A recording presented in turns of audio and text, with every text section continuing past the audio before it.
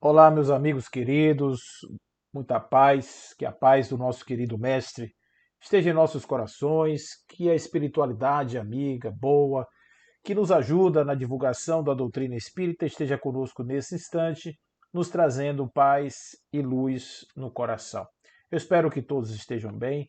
Eu estou aqui inicialmente, antes de começarmos aqui a nossa conversa, saudando os nossos queridos amigos da comunidade espírita Nova Era, que fará agora no dia 25/12, agora esse mês de dezembro, 28 anos de vida. Saudações aí ao nosso querido José Alberto por esse trabalho, ao nosso querido Celso Seara, que nos convida sempre para estar junto com vocês nesses nossos encontros virtuais, às vezes presenciais, né? E eu gostaria também de saudar aqui os nossos amigos da Rádio Prazeres FM, que têm dado um apoio, um suporte imenso à divulgação da doutrina espírita, na figura do nosso querido Evandro Nunes, que com certeza tem dado essa contribuição em nome de um favor muito grande à sociedade, que todos devemos, né, cumprir esse papel, e o nosso querido Evandro, com certeza, tem o seu coração imenso dedicado a esta causa. A todos vocês, amigos queridos, um, um, uma vida cheia de luz e de paz, e que nós caminhemos para este final do ano de 2023 com a certeza de um tempo novo, de um momento novo, de um mundo novo que haverá de surgir. O nosso tema de hoje é Jesus, a luz do mundo. Esse é um tema extremamente caro, porque nós estamos trabalhando com ele no cerne da questão. É Jesus, a luz do mundo, o cerne da questão do Evangelho, da mensagem de Jesus, da sua proposta, alvissareira proposta de transformação dos homens, transformação da nossa estrutura íntima, da nossa alma. Então, realmente, a questão da luz nos inspira bastante a falarmos sobre ela, porque nós estamos lidando com o centro fulcro de toda a doutrina do cristianismo, que é justamente a ideia da luz. Essa ideia da luz, ela não é uma coisa nova. Ela não surge com Jesus, porque muito antes já havia aquela ideia de que o haja luz é o ato magnífico da criação e mostra a presença de Deus. Ou seja, quando se faz a luz, tudo acontece. Acontece o universo, acontece o mundo, acontecem as coisas, os seres, os homens, vão surgir a partir de um ato volitivo de Deus, que se dá basicamente por um fiat lux, né? Um faça-se a luz. E aí essa ideia da luz, ela povoa o nosso imaginário, porque quando nós temos uma ideia, a associação é uma lâmpada dando a ideia de que é luz. Qual que seria o simbolismo maior disso? Há trevas, e as trevas deixam de ser trevas quando há a presença da luz. Não existe sombra aonde existe luz. Não existe escuridão aonde existe luz. E a escuridão é o lugar onde não há visão. E não havendo visão, não existe consciência, não existe lucidez. Então é importantíssima a simbologia da luz, porque a luz vem trazer essa ideia da consciência, da presença, do pensamento, do sentimento, da própria existência do ser enquanto um ente que pensa, que traz juízo de valor sobre si mesmo. Olha quantas coisas importantes nós temos na simbologia da luz. E é por isso que os evangelhos vão trazer Jesus como sendo esse que na revelação que ele traz, que sabemos que é uma revelação que se sucede à primeira que foi feita por Moisés, aonde ele apresenta o Deus para os hebreus, aquele Deus único, aquele Deus que tem a possibilidade de fazer as transformações da alma, mas Jesus será o segundo revelador, ou trará uma segunda revelação, melhor dizendo, de um Deus mais amoroso, de um Deus mais pacifista, né, menos beligerante do que aquele Deus apresentado por Moisés. A gente sabe que existe toda essa conotação, e Jesus, como o mensageiro dessa mensagem, deste Deus amoroso, ele tem sim uma simbologia de luz, mas existem coisas muito importantes, muito singulares que estão na figura de Jesus em sua mensagem, que tem a ver com algo mais do que simplesmente uma aparição. Tem algo mais do que simplesmente um ato volitivo de Deus, uma criação, ou algo que possa ser manifestado na essência ou na existência material. Tem a ver com a própria origem do espírito, tem a ver com a nossa constituição essencial, tem a ver com o nosso papel, o sentido da vida. É muita coisa que a luz encerra no seu significado. Mas a gente vai encontrar diversas passagens no Evangelho, diversos lugares aonde Jesus cita a chegada, a correlação, né, entre a chegada de uma mensagem ou alguma coisa que esteja relacionada a ela e a presença da luz. Vamos encontrar, sobretudo, bastante referência à luz no Evangelho de João, como, por exemplo, João, capítulo 8, verso 12, quando ele diz: Eu sou a luz do mundo e quem me segue nunca andará em trevas, mas terá a luz da vida. Então, observe que começamos aqui por João, e João tem uma característica singular no seu evangelho, porque João ele é metafísico. O que é isso? João não é aquele evangelista que prega uma questão somente moral, ou uma questão exaltando os milagres de Jesus. Não. João ele tem uma necessidade de fazer uma correlação entre a figura de Jesus e a figura de Deus. Então, essa é a missão do Evangelho de João. E quando ele traz essa passagem, que essa passagem, eu sou a luz do mundo, poderíamos pensar que Jesus está assim tendo uma espécie de um surto, de uma egolatria, né? De uma coisa exacerbada. Só tem você no mundo, você é a única pessoa mais importante no mundo. Mas quando ele está se colocando como luz do mundo, ele quer dizer algo como, por exemplo, o mundo tem muitas dores, o mundo tem muitos sofrimentos, o mundo tem muitas dificuldades. E aqueles que andam sem saber, sem entender as dinâmicas do mundo, vão tropeçar nas coisas, vão tropeçar nas coisas do mundo, vão sucumbir às experiências do mundo, porque quando a gente entra numa mata densa, quando a gente vai num lugar que a gente não conhece, quando a gente pisa num solo que nós não sabemos se é sólido, se tem sustentação, se suporta o nosso peso. Imagina, você vai atravessar uma ponte, né, e você não sabe se a ponte tem a capacidade de suportar o seu peso. É claro que ir em direção ao outro lado da ponte sem conhecimento pode resultar em um acidente de graves proporções. Vai que a ponte não aguenta e chega no meio, a ponte rompe, o sujeito cai dentro do rio ou no desfiladeiro. Enfim, pense uma coisa que poderia acontecer bem grave, simplesmente pelo fato da pessoa estar se colocando numa experiência que ela não tem conhecimento. Então, quando Jesus diz, eu sou a luz do mundo e quem anda comigo não estará em trevas, ele quer dizer que ele traz ensinamentos, conhecimentos que serão importantes para que as pessoas enxerguem os lugares onde estão pisando, não entrem em lugares inóspitos, não corram riscos desnecessários. Olha quantas coisas Jesus poderia realmente nos livrar de sofrimentos se vivêssemos em conformidade com seus ensinamentos. Se nós tivéssemos verdadeiramente assim a compreensão real de que Jesus é de fato alguém que nos inspira, um caminho certo, um destino seguro, nós não teríamos dúvida em segui-lo, em adotar as suas práticas como nossas práticas, porque nós simplesmente estaríamos indo para um lugar muito melhor, um lugar muito mais estabelecido, um lugar muito mais equilibrado, um lugar muito mais organizado do que estes que nós normalmente caminhamos.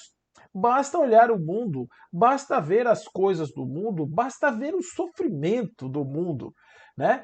Quando a gente vê as pessoas que estão em suicídio, as pessoas que estão em desesperação, as pessoas que estão em crises depressivas, as pessoas que estão passando por transtornos de diversa ordem do campo da psiquiatria, sobretudo, né? E até mesmo as patologias trazidas por uma vida desregrada, uma vida sem limites, sem uma direção segura, a gente percebe o quanto faz falta uma orientação como aquela que vem no Evangelho de Jesus. Os nossos filhos privados desse ensinamento de uma forma mais assim absoluta, eles ficam meio que vagando pelo mundo buscando respostas para as perguntas da alma, as indagações da alma, e o mundo material não tem absolutamente nenhuma condição de responder a essas perguntas, porque quando a pessoa pergunta algo que é da ontologia do ser, do significado, da essência do ser, a matéria, a única coisa que ela consegue provocar são sensações no corpo. Ela só consegue nos trazer fruições impermanentes. Ela só consegue ser rápida na sua apresentação. E no momento em que ela vai embora, fica aquela coisa do sujeito querendo correr para pegar, para repetir a experiência, uma espécie de um vício, né? Um vício sistemático que se instala e simplesmente por não querermos abrir mão desta forma de viver, a gente se submete a isso de maneira sistemática. Então, o mundo material ele não consegue responder. Então, quando uma criança vai para o mundo sem a sustentação da sua própria condução, sem o direcionamento, ele fica à mercê dessas energias e sucumbe muitas vezes, como a gente tem visto acontecer muitas vezes, por conta dessa desorientação. Então, se nós tivéssemos a possibilidade de esse ensinamento de Jesus ser luz para as trevas, aqui as trevas no sentido da ignorância, no sentido da falta, no sentido da cegueira, a gente realmente poderia poupar ao mundo muitas coisas. Há outras simbologias muito fortes no Evangelho com relação a essa questão da luz e até mesmo da questão da própria cegueira. Imaginem aqueles cegos que foram curados por Jesus, Bartimeu, o cego que estava na estrada. Essa história é muito interessante porque Jesus andava com o séquito dos seus seguidores, os seus apóstolos e também aqueles que eram os curiosos que estavam andando com Jesus. Era uma turba imensa, a poeira subia, os passos poderiam ser ouvidos de longe, tamanha a quantidade deles. E esse homem ficava à beira da estrada, ele já estava ali há muitos anos e ele tinha uma túnica, ele usava um casaco daqueles para proteger não só do frio, mas também do sol ardente, e ele usava aquilo como uma espécie de tenda que protegia o seu corpo. E ele ouve esse tumulto e imagina que ali venha algo diferente. Alguém sopra nos seus ouvidos de que era o Rabi, era Jesus que chegava. E ele então, nesse momento, ele grita para Jesus. E ninguém ouve, porque não dá para ouvir. A turba está se movimentando, muita gente caminhando ali naquela direção. Então não dá para perceber. E ele grita, grita, grita, e Jesus ouve. Né? Os discípulos tentaram abafar os gritos do cego, mas Jesus ouve, ouve, e no momento em que ele ouve, ele chama esse homem para perto dele. E quando ele chama, olha a simbologia: o homem joga a capa para fora e vai ao encontro de Jesus, e Jesus pergunta a ele: o que você gostaria que eu fizesse? Eu gostaria de ver. Eu gostaria de ver. Não seria óbvio? Olha que coisa interessante. Não seria óbvio uma pessoa que não tem a visão chega diante de alguém que pode lhe restituir a visão? É óbvio que o que ele quer é enxergar, mas Jesus pergunta: você gostaria de quê? Ao que o homem redargui: eu gostaria de enxergar. Então Jesus prepara uma espécie de unguento, joga nos olhos dele, né, usando saliva, usando os elementos da terra, e o homem começa a enxergar. O homem começa a enxergar. Então, essa ideia dessa mudança entre a cegueira e a visão é justamente a simbologia do que o velho mundo, que não tem orientação, que não tem um direcionamento, que não tem uma condução, né? Ele não consegue nos dar as respostas que nós precisamos. E por esse motivo, a simbologia do cego. O cego não consegue ver. Quando ele se aproxima de Jesus e Jesus pergunta: Você gostaria de quê? E ele diz: Eu gostaria de enxergar. Aí Jesus então cura. Porque se ele chegasse junto de Jesus e dissesse: Eu quero um prato de comida, Jesus dava ele o prato de comida e ele continuaria cego, talvez sem fome naquele dia. No dia seguinte, ele teria fome e ele precisaria de uma outra intervenção de terceiros para poder saciar a sua fome. Mas o que ele pede a Jesus é porque, quando Jesus pergunta o que você gostaria, Jesus está querendo talvez dizer a ele o que você está disposto, né? O que é importante para você? O que faria você fazer algo além do normal que você faz, que é pedir a esmola na beira do caminho? O que faria você, por exemplo, fazer um esforço inaudito de transformação, algo que fosse o seu desejo maior? Porque você está diante de alguém que, teoricamente, poderia tirar você da estrada, lhe restituir a visão, ou de repente curar algumas das suas feridas, ou quem sabe até lhe apresentar a algum famoso da sociedade para que você saia dessa condição abjeta que você se coloca. O que você verdadeiramente importa para você? Eu quero ver. Eu quero ver, eu quero ter a luz, eu quero ter o conhecimento, eu quero poder conhecer o mundo, eu quero saber das cores, eu quero ver as pessoas, eu quero ver a água do mar, eu quero ver a cor do chão, a cor da terra, o verde da manta verde que cobre as montanhas, eu quero ver o céu azul imenso, o amarelo do sol, eu quero contemplar as coisas que hoje a minha alma, aprisionada nesse corpo, não consegue ver. E Jesus então lhe concede essa visão. Bartimeu era o filho de Timeu. Conta-se que, inclusive, ele ficou cego por conta de uma vingança que alguém teria arrancado seus olhos em vingança contra o seu pai, o Timeu, né? Já que ele era filho de Timeu. Há outros cegos também, como os cegos do tanque de Siloé, que ele sai e vai se molhar e Jesus pergunta: O que você vê? Eu vejo árvores, eu vejo homens como árvores, eu vejo sombras. Eu vejo sombras. Já é uma outra conotação do processo da transformação da visão. Porque observe que ele não enxerga diretamente. E aqui a gente vai beber um pouco da própria caverna, do mito da caverna de Platão. Né? O mito da caverna de Platão.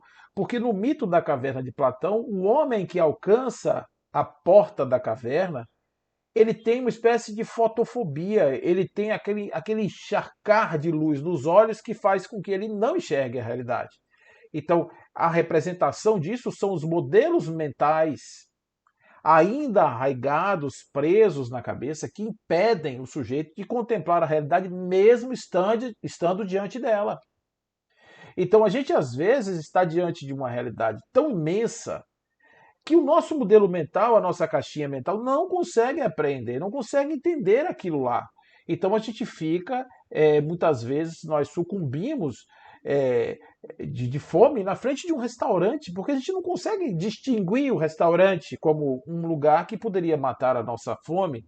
A gente tem muito isso. Então, o processo da transformação é lento, ele não é imediato. Não basta apresentar uma verdade para a pessoa, uma suposta verdade, e a pessoa já sai por aí aceitando de qualquer jeito, porque existe um atavismo, existe uma história pregressa que essa pessoa tem que construir ao longo do tempo até chegar nesse lugar, que é o lugar do entendimento, é o lugar onde ele vai poder realmente usufruir, né, dessa sua condição de agora sabedor de uma nova verdade. Então, este cego do tanque de Siloé, ele representa essa visão ainda turva, porque vai levar um tempo para que ele apure a visão, para que ele consiga, então, enxergar-se. Temos outros cegos importantes, como, por exemplo, Paulo de Tarso, diante de Damasco. O que aconteceu com Paulo foi uma outra realidade, né? Paulo, ele enxergava, e ele deixa de enxergar e passa a enxergar de novo. Então observe que Paulo teve uma transição entre dois momentos de visão. Só que essa simbologia já é um pouco diferente, porque Paulo tinha uma visão anterior, que era justamente esses atavismos e tal. Ele teve uma cegueira, que é uma espécie de nulificação do modelo anterior, aceita por ele como cegueira, porque no momento em que ele se torna o cego, ao invés dele se revoltar contra aquele que supostamente o cegou, ele se entrega. Olhe como os detalhezinhos vão fazendo a diferença. Então, em Paulo, ele se entrega e a visão restituída é um novo lugar. É como se de repente ele saísse de um lugar, passasse por uma zona trevosa, uma zona sem luz, e ele chegasse no outro lugar onde tudo se abre, uma nova perspectiva se abre diante dele. Então, isso também tem representações simbólicas em relação à questão à figura da luz. Então, quando Jesus ele acontece na vida das pessoas, a vida das pessoas modifica. A vida das pessoas se modifica. Então a gente vê, por exemplo, a história de Maria Madalena. A história contada pelos evangelhos e também pelas tradições que falam da pessoa, do personagem de Madalena. Madalena era uma senhora atormentada pelos seus demônios, e Madalena então teve a oportunidade de se encontrar com Jesus. O que aconteceu com a vida de Madalena? Uma vida mudou completamente. A vida mudou e Madalena passou a ter uma nova vida. Jesus é uma espécie de pedra de toque, que ao chegar perto de alguém revela uma nova verdade que já estava ali. Ninguém se transforma naquilo que não já carrega potencialmente dentro da sua própria alma. Ela traz dentro da sua alma já um potencial e agora está se revelando ali. Esse potencial está se revelando a partir desse elemento catalisador que é Jesus na vida de Maria Madalena. Mas não só esses, nós temos também Jesus como o transformador de Pedro. Pedro é dificílimo, Pedro complicadíssimo. Pedro, ele no começo ele não consegue entender a mensagem de Jesus, ele não consegue entender o que Jesus falava, não consegue entender as parábolas, nada, absolutamente, nem a sua própria condição. Pedro conseguia aceitar como um homem tão ignorante poderia estar diante de verdades tão sublimes. O que Jesus teria visto em Pedro? Jesus enxerga em Pedro o potencial já quase que na superfície para se revelar. Então, quando Jesus chega, ele tira o manto da ignorância. Olha a luz aí, ele tira o manto da ignorância, e quando ele tira o manto da ignorância de Pedro, Pedro sai para fazer o seu périplo já transformado, que é o fenômeno de Pentecostes que transforma Pedro. Ele vai para o templo e tem aquela famosa passagem em que o homem pede a Pedro um dinheiro, uma esmola, e Pedro diz: Eu não tenho ouro, não tenho prata, mas o que eu tenho eu te dou, e oferece ao homem o que ele não conseguia ter na época em que ele começa a andar com Jesus. Ele não tinha o acreditar, não tinha aquela fé que fazia com que ele andasse sobre água, que não fazia com que ele expulsasse os daimônios, que fazia, enfim, as coisas que Jesus dizia assim: até quando eu vos suportarei, homens de pouca fé? Né? Então, vigiar e orar era o tempo todo Jesus ali, eu como um professor cobrando, não durma, você está dormindo, desperta. Então, era o tempo todo Jesus ali no juízo de Pedro, e Pedro se transforma, vira realmente um homem, um trabalhador honrado da doutrina. Mas não só Pedro, André, Tiago, todos aqueles homens simples que Jesus cooptou para a sua empresa, todos eles foram transformados, e não só os que encontraram fisicamente com Jesus. Há também aqueles que foram transformados ao ouvir o som da sua voz, ao ouvir o ressoar da sua mensagem ecoando através do tempo. E aí a gente vai ter Francisco de Assis, a gente vai ter Clara de Assis, a gente vai ter muitas pessoas, Santo Antônio, que na época chamava Fernando. A gente vai ver esse povo todo, os mártires, todos eles na história do cristianismo, todos que foram transformados, eles tinham vidas comuns e passaram a ter vidas especiais depois de terem recebido o toque de Jesus. Luz, né? Se clareia, um novo horizonte se abre diante de todos na medida em que eles percebem que agora a sua vida é diferente, a sua vida é nova. A sua vida agora tem uma outra perspectiva. E eles começam então a reverberar. E Jesus ele vai trazer na sua mensagem algo novo também a respeito da luz, porque a gente poderia dizer assim, pô, Jesus é a luz do mundo. Então, aonde Jesus estiver, haverá luz. E quem estiver com Jesus enxergará a luz diante da estrada. Isso é uma ideia de uma necessidade constante dessa luz no meu caminho. Então eu preciso que ele esteja presente para que eu esteja enxergando o chão. Eu enxergo o chão a partir dele. Existe esse momento na minha vida? Existe. Existe esse momento.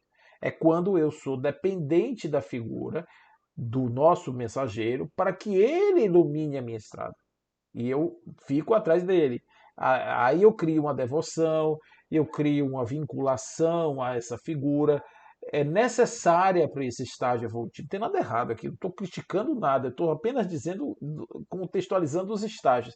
Então, os estágios são esses. Né? Há pessoas que lindamente se associam a esse Jesus, lindamente transformam sua vida porque podem enxergar para além os abismos que estavam preparados para a sua ignorância e que agora vão se dissolvendo na medida em que a luz do seu companheiro máximo está iluminando a sua própria estrada. Então ele ilumina a sua estrada a partir da luz de Jesus.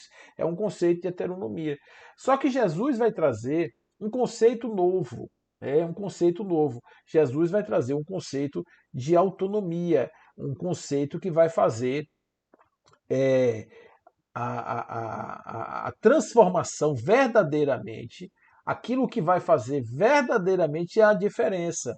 Então, Jesus, ele vai trazer a ideia de que a luz não está somente nele, a luz está em outros, em todos, bastando enxergar essa luz. Então ele vai dizer em João 12:46: Eu vim ao mundo como luz, para todo aquele que crê em mim não permaneça nas trevas. De novo, reiterando, né, a sua mensagem. Então, Jesus vai fazer isso para poder dizer que há uma diferença muito grande. Mas em Mateus, essa heteronomia ela vai cair, ela vai perder um pouco a sua força, porque Jesus vai dizer em Mateus capítulo 5, versos 14 a 16, vocês são a luz do mundo. Não se pode esconder uma cidade escondida, não se pode esconder uma cidade construída, melhor dizendo, sob um monte. E também ninguém acende uma candeia e a coloca debaixo do módio, ou de uma vasilha, ou de algo que a proteja, de algo que a esconda. Ao contrário, coloca no lugar apropriado para que todos da casa sejam iluminados. E assim brilhe a vossa luz diante dos homens, para que vejam as boas obras e glorifiquem ao Pai que está nos céus. Essa parte daí da luz ela muda um pouco o sentido, porque Jesus não está mais se atribuindo a ideia da luz, ele está distribuindo a fonte da luz com aqueles que o seguem. É o segundo passo no processo do seguir Jesus. É o segundo momento. No primeiro momento, observe, eu trago como ele a minha orientação e o deixo que ele ilumine a minha estrada. No segundo momento, torno-me a luz que ilumina a estrada, a minha e a de outros que estarão comigo. Então, é esse o conceito importantíssimo que vem a respeito dessa primeira mensagem. Eu venho para que tenham vida e abundância. Eu sou o caminho, a verdade e a vida, que Jesus também vai apresentar esse conceito, e é nessa ligação com Jesus sendo a referência, como Kardec vai dizer na questão 625, Jesus é modelo e guia.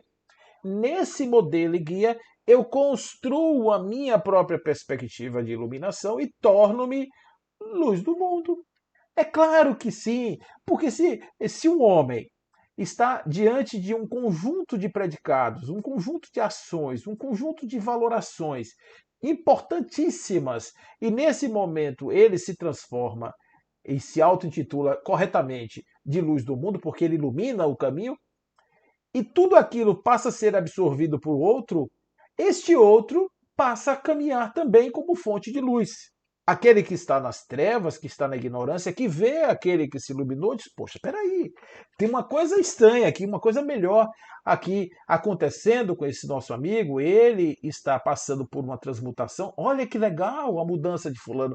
Olha como fulano é assim. Olha cicrano. E aí começa, por esse efeito manada, ele começa então a dissipar a luz pelo mundo, né? Ou seja, o mundo vai se iluminando na medida em que essas pessoas vão assimilando para si o cuidado, a responsabilidade de serem luz do mundo, de trazerem efetivamente para si a possibilidade de ensinar as pessoas a viver de uma forma melhor.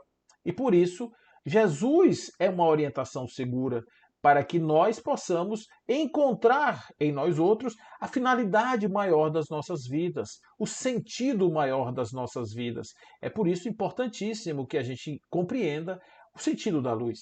Essa luz que vai clarear a nossa ideia. Mas existe ainda algo mais, né? Isso aí já é um primeiro passo, a gente sai da heteronomia, vai para um processo já do início de uma autonomia, mas o que será que Jesus quer revelar? Porque a gente pode dizer assim, ó, se Jesus perdoava, eu vou perdoar também. A gente já sabe que isso não funciona exatamente assim. Porque como é que eu vou perdoar? Como é que eu vou fazer o perdão? Porque na hora que eu tentar, o coração vai apertar, o estômago vai dizer: não, eu não aceito ainda não. Eu não consigo perdoar. Embora a boca fale, embora os olhos até falem, porque hoje o povo, a gente sabe que o povo aprendeu a sorrir falsamente, né? Então isso aí é um segredo que eu vou contar para vocês. Com esse negócio de celular, de selfie, welfie, sei lá o que for, o povo aprendeu a dar risada. Então eu às vezes estou caminhando assim pela praia, eu gosto de andar de manhã, e às vezes eu vou andando ali pelo Farol da Barra, uma área bem movimentada, com muita gente caminhando para lá e para cá, fazendo seus desfiles dos seus apolínicos corpos, e de repente uma pessoa para, ela vem toda sisuda, séria, tá? Para, faz uma pose, né? Bota os pés assim em formato angulado, olha para cima, faz de conta que não está olhando, bota o celular num ângulo tal e tira a sua própria foto com um sorriso lindo, como se estivesse ali exuberante de felicidade. Depois ela fecha a cara carrancuda e volta de novo o seu andar matinal, e eu fico pensando, nossa, que pessoa, será que essa pessoa pensou que se ela continuasse mantendo aquele sorriso ao longo da sua caminhada, ela angariaria simpatias, olhares de retribuição, poderia inclusive estimular pessoas que estavam tristes a pensar: nossa, que pessoa feliz, como é bom a felicidade, gostaria de ser feliz também. De repente a pessoa pode até ficar feliz pelo estímulo do outro, né? A pessoa passa a induzir. Então a gente sabe que determinadas atitudes, elas não podem ser falseadas, elas são verdadeiras ou não são. E o perdão é uma dessas faculdades, porque ele envolve grandezas da alma que são muito caras e precisam ser conquistadas. Então, para que nós possamos imitar Jesus e fazermos a luz brilhar em nosso coração, nós temos que agir como ele agia, não simplesmente de maneira estereotipada, mas de maneira real. E daí é que vem a obrigação e a grande transmutação de Jesus em nossas vidas. Porque para ser como ele, para fazer o que ele nos pede para fazer, nós precisamos mudar algo dentro de nós. Não é só uma questão cosmética, não é só uma questão estética, é algo mais que envolve a mudança de comportamento, de postura, de significação, de forma de falar, de pensar, de valorar, de trazer as coisas para o meu mundo íntimo. O que é que eu enxergo? Como é que eu absorvo as coisas? Como é que eu boto as coisas no meu mundo? Isso sim faz uma diferença incrível, porque na medida em que eu começo a me transformar por dentro, as minhas ações começam a ser transformadas como consequência da minha transformação interior. Então Jesus não busca um modelo estético, Jesus busca uma transformação ética, moral, profunda na alma das pessoas. Entendendo o psiquismo, a psicologia profunda, ele traz de uma maneira tal, graciosa, que é capaz de compreender uma mulher adúltera, compreender uma pessoa que está ali numa condição de um roubo, compreender alguém que nunca trabalhou, compreender uma situação das mais estranhas. Ele compreende o nível evolutivo daquela pessoa, mas dá sempre a possibilidade desta pessoa ser um átomo diminuto a mais.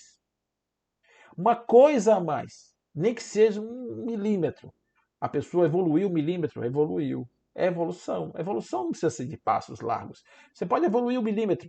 Então, a finalidade da presença de Jesus em nossas vidas deve ter um final, um fim evolutivo. Porque se ficar só no pititório, se ficar só na dependência, a gente não se modifica. A gente fica como criança, pedindo a mamãe que cuide da gente, pedindo a papai que cuide da gente. A gente não adquire essa resiliência para a gente poder fazer a nossa própria transformação. A gente fica sempre dependendo do outro. Então isso não nos ajudaria tanto quanto se nós, ouvindo as palavras de Jesus, dissesse assim: peraí, Jesus. Esse negócio de ser luz do mundo, como é isso aí? É? Como é que eu posso ser luz do mundo? Será que eu vou ter que passar por um momento de cegueira? Será que eu vou ter que passar por um parto? Né? Será que eu vou ter que encerrar essa velejatura desse homem velho para fazer nascer ainda nessa vida carnal um homem novo? O que será que eu preciso fazer? Cada um vai ter seu momento, sua necessidade.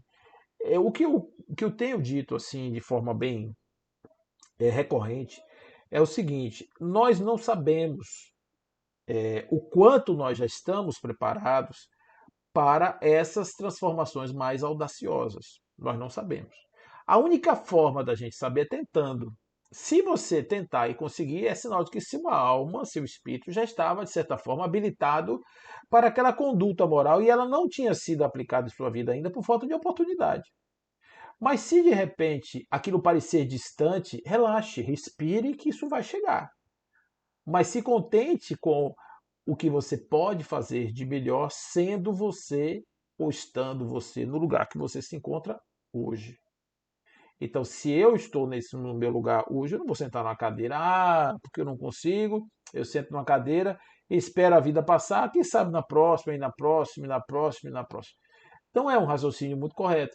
Pelo menos não é um raciocínio muito saudável. É correto até pode ser, mas não é saudável. Então eu posso ter esse direito? Pode, mas você arca também com as consequências de não tomar as decisões ajustadas. Olha que aquilo que a gente falou a respeito de você enxergar a estrada e enxergar com nitidez, para que você não caia nos abismos criados pela ignorância, isso continua.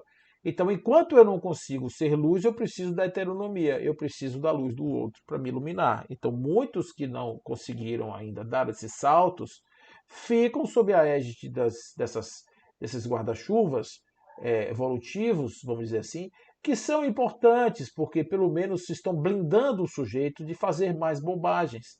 O sujeito, mesmo ainda de maneira estereotipada, ele vai fazendo menos bobagens e ele vai nisso transformando a sua vida. E quem sabe, nessa própria existência, ele possa encontrar uma oportunidade de já se revelar como um ser novo, um ser que tem essas faculdades e que essas faculdades possam lhe trazer uma perspectiva, digamos assim, melhor em termos de vida.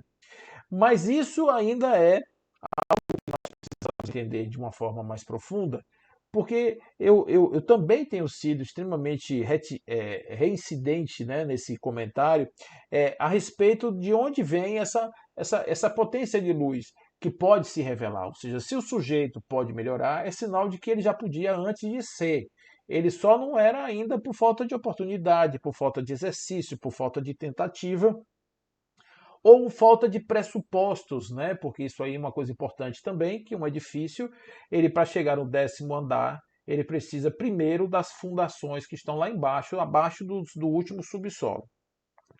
Se não houver fundação, não há o 10º andar, sob o risco de cair.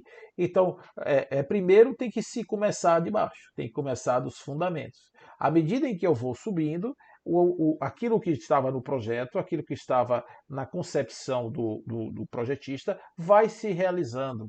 Mas o prédio em si, ele já existia no momento em que o projetista concebeu o cálculo, concebeu o terreno, concebeu as fundações, concebeu a estética, concebeu as cores, o material que vai usar no revestimento, as plantas internas, tudo. Então, quando ele fez essa concepção, aquele empreendimento ele já existe potencialmente. Ele só ainda não se realizou. E ele vai se realizando na medida em que ele vai cumprindo as etapas adrede combinadas no projeto. Ele vai seguindo o projeto. É como uma gestação, um processo embrionário. Quando o corpo começa a se formar na barriga da mamãe, ele já está em formação conceitual antes, porque ele vai se transformar naquilo que ele já era programado para ser. A mesma coisa acontece com o espírito. O espírito que vai se desenvolvendo, ele se desenvolve porque ele possui uma capacidade que já estava aqui, um projeto de vir a ser que já existia antes de ser. Né? E o que você vai fazer, basicamente, em termos dessa transição, é fazer com que a sua vida e a sua transformação seja a realização de um sonho que foi antes combinado, foi um antes sonhado. Então, esse é o processo. Então, como é que eu vou fazer isso? Através das reencarnações, através das oportunidades dos relacionamentos da sociedade, através das famílias, através das vidas que eu puder viver e das experiências que essas vidas vão me trazer. À medida que eu faço isso, eu consigo trazer a possibilidade de experimentação e, consequentemente, de evolução. Jesus foi, sem dúvida nenhuma, um grande iniciador nesse estímulo para que nós busquemos em nós mesmos a nossa luz, busquemos os limites possíveis do quanto eu sou capaz de amar, o quanto eu sou capaz de perdoar, o quanto eu sou capaz de fazer as coisas que eu teoricamente posso fazer, só não sei que posso. Porque para saber eu tenho que fazer, eu tenho que testar, eu tenho que estabelecer ali a minha relação. Então, sim, Jesus é luz do mundo. Jesus traz a visão aos cegos, mas não a visão física necessariamente, mas ele traz uma nova forma de entender a vida, uma nova forma de perceber, de significar as coisas. Muitas pessoas andaram pelo mundo, perderam tudo, para depois encontrar na singeleza e na simplicidade o caminho da sua própria evolução, o sentido da sua própria vida. Né? E Jesus vai mostrar isso muito bem na parábola do filho pródigo, aonde lá no filho pródigo você tem aquela história do jovem que vivia na casa do pai, que vivia ali na gastança, na bonança, e o pai, de repente, um dia é surpreendido quando esse filho, que era o mais novo, diz a ele assim: Meu pai, me dê a parte que me cabe na minha herança, porque eu vou aproveitar a minha vida. E o pai perfeitamente pega e dá a ele condições materiais e ele vai aproveitar aquilo que ele acha que pode com as condições materiais. Mas como ele está no mundo impermanente, e o impermanente tem como característica justamente o fato de acabar, né? Tudo aquilo que é ligado ao impermanente acaba. E acabou. E aqueles recursos acabaram, os fundos acabaram, o prazer acabou, a satisfação acabou, acabou tudo. E aí o que acontece? Ele começou a sonhar, ele começou a ter vislumbres, sonhos, de que lá na fazenda do seu pai, onde ele morava, de onde ele saiu, os empregados comiam melhor do que ele, se satisfaziam melhor do que ele, porque os empregados viviam sob a guarda de um homem muito rico, um homem muito poderoso. E ele dizia assim: voltarei à casa do meu pai para ser um empregado, mais reles dos empregados. Eu vou ser uma pessoa muito simples, olha os aprendizados, né? Eu vou ser uma pessoa muito simples. Eu quero simplesmente que meu pai me aceite ali no fundo da casa, para que eu possa comer um pouco mais, com mais dignidade. Mas qual é a surpresa dele? Que quando ele chega em casa, o pai está esperando na porta e ele dá um tratamento, como se diz, né, um tratamento VIP para desespero do seu irmão, que é consolado pelo pai, dizendo: Você já conquistou as coisas que você precisa ter, que você vai ter, o meu reino já é todo seu. Então você não precisa se preocupar. Eu estou festejando porque seu irmão, que também é dono, que também usufrui, e aí uma coisa importante, né, nesse contexto, é que esse é um reino que você divide por milhões ou bilhões de almas e ele nunca se diminui. As partes são sempre as mesmas. Não há absolutamente a menor condição de haver diferença na divisão do reino, porque o reino não é coisa. O reino é um estado de espírito que é igual para todo mundo. Então, aquele sujeito estava já no estado de espírito conquistado. Ele não precisa se preocupar, não vai perder nada. Enquanto que o outro, não. O outro estava na ignorância, o outro estava nas trevas e se iluminou, foi encontrado, renasceu.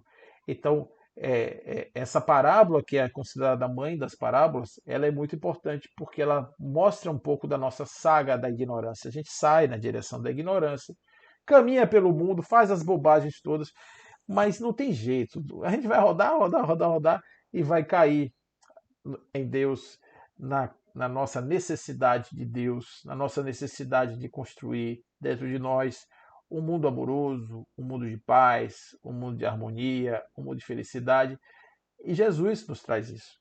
Sem dúvida nenhuma, Jesus nos oferece isso de uma forma tão generosa, tão grandiosa, que nós só temos que agradecer a esse nosso companheiro, amigo, a esse nosso grande menestrel das palavras, do amor, este grande conhecedor das almas.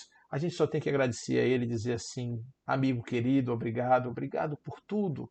Obrigado pelo pão, mas não só por ele, pela vontade de servir e distribuir. Obrigado também pelos meus olhos, não porque somente podem enxergar, mas porque percebem a sua luz iluminando a minha alma por inteiro e permitindo que ela faça nascer no meu coração o amor infinito por todas as coisas e todas as criaturas. Obrigado, querido amigo, por ter nos trazido rotas seguras para os nossos passos, trazido inclusive perspectivas novas para podermos olhar os problemas do mundo e trazermos ao mundo aspectos outros além daqueles comezinhos do dia a dia. Obrigado, obrigado, querido amigo. Obrigado pela vida, pela oportunidade da família, dos encontros. Obrigado por tudo que nos ensina todos os dias a mancheia. Obrigado, obrigado, obrigado. Não temos mais absolutamente nenhuma palavra que possa resumir a nossa sincera vontade de agradecer, porque se somos espíritos e caminhamos para a luz, será a tua luz que vai revelar a minha luz. E que bom que você está em nossos caminhos. Que a paz de Jesus esteja com todos nós, que estejamos nessa paz agora e sempre. Que assim seja.